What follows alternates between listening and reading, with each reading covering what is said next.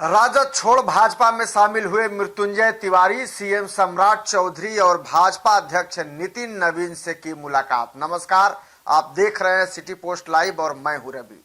बिहार की राजनीति में एक बार बड़ा सियासी घटनाक्रम सामने आया है। राष्ट्रीय जनता दल के पूर्व राष्ट्रीय प्रवक्ता मृत्युंजय तिवारी ने भारतीय जनता पार्टी का दामन थाम लिया है।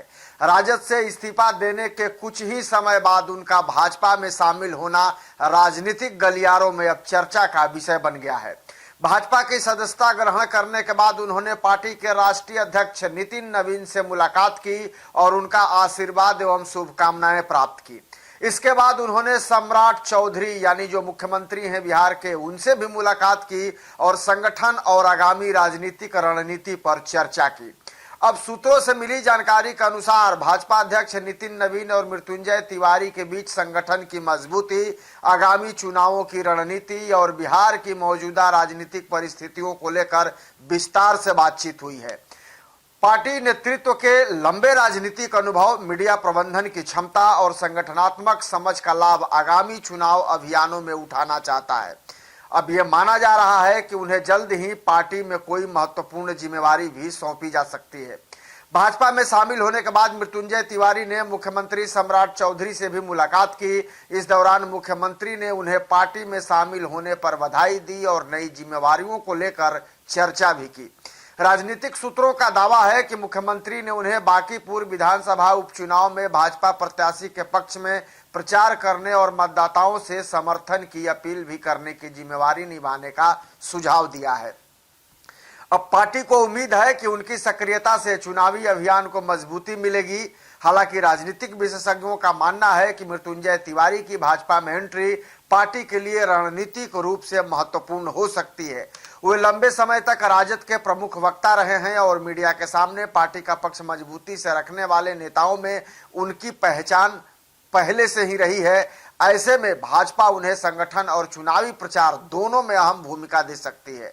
गौरतलब है कि राजद छोड़ते समय मृत्युंजय तिवारी ने पार्टी नेतृत्व पर उपेक्षा और अपमान का आरोप लगाया था।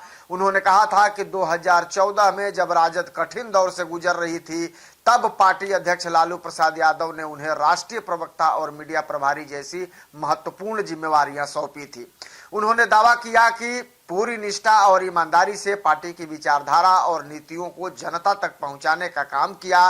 तिवारी ने यह भी कहा कि वह वर्ष 2022 में जब राजद संगठनात्मक चुनौतियों का सामना कर रही थी और कई विधायक पार्टी छोड़ रहे थे, तब भी उन्होंने मजबूती से पार्टी का पक्ष रखा।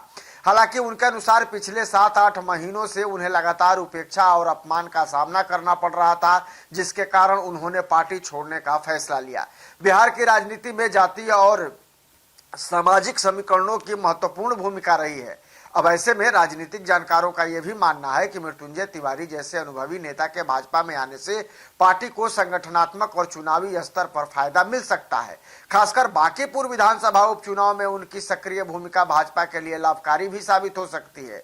मृत्युंजय तिवारी का भाजपा में शामिल होना न केवल दल बल नहीं, बल्कि जिस तरीके से कहा जाता है ना कि कोई दूसरे पार्टी में शामिल होता है तो दल बदल का आरोप उस पर लगते रहते हैं, लेकिन मृत्युंजय तिवारी का भाजपा में शामिल होना केवल एक दल बदल नहीं, बल्कि बिहार की दल बदलती जो राजनीतिक तस्वीर है उसका भी संकेत माना जा रहा है। अब सबकी निगाह इस बात पर टिकी है कि भाजपा उन्हें संगठन में कौन सी जिम्मेवारी देती है और आने वाले चुनाव में उनकी भूमिका कितनी प्रभावी साबित होती है। उनकी एंट्री के बाद बिहार की राजनीति में नई चर्चाओं और सियासी समीकरणों का दौर भी अब शुरू हो गया है और मृत्युंजय तिवारी के भाजपा में शामिल होने के बाद अब राजनीतिक चर्चा भी तेज हो गई है। लेकिन आप क्या सोचते हैं इस खबर को लेकर? कमेंट जरूर कीजिएगा और खबर को ज्यादा से ज्यादा शेयर और लाइक भी कर दीजिएगा। धन्यवाद।